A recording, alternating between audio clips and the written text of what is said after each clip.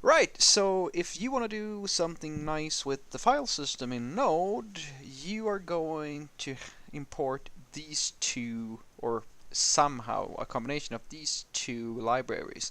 So the FS file system library and the path library for the most part.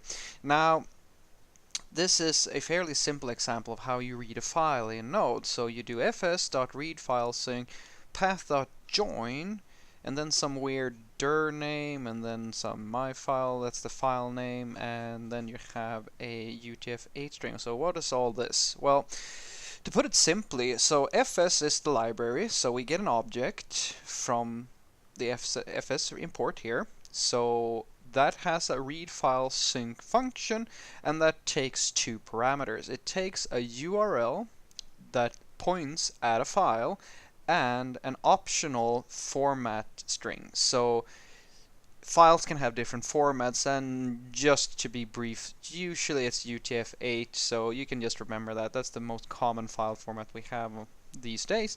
And then what's this? Path.join. So path is an import, so it has a join function. And as you can read here in the description, joins all arguments together and normalizes the resulting path. And in essence, what this does is that if you are in an operating system like, say, a Mac or a Linux box or something like that, the slashes that you use in order to determine if something is a URL or something like that, it's going to be a forward slash. However, on Windows it's a backward slash, and join in essence allows you to put input arguments. So for each input argument, it's going to join all of these strings together and format a URL for you. It's just a convenience thing.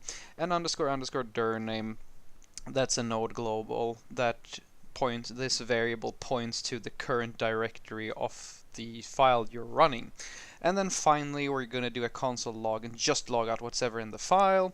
And if we go over here, we see that this is a very small file. It just says hello world. That's all there is to it. So if I now do node read file example and I hit enter, there you have it. So what we did now was that we call this function here, we read everything that's in that file, store it in a variable, and then we log that out. And that's how you read files from the file system.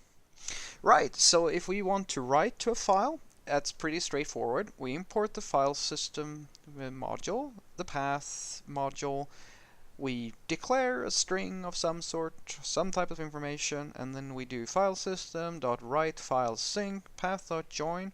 We join, so we get a nice URL with a dir name and some file, and then we put in a message, which is this string here, and we give it the string formatting, and then we run that. And so I have a file here, it's an empty file, and then I do node write file example, I run that, and then I go over, and now we have a file string there.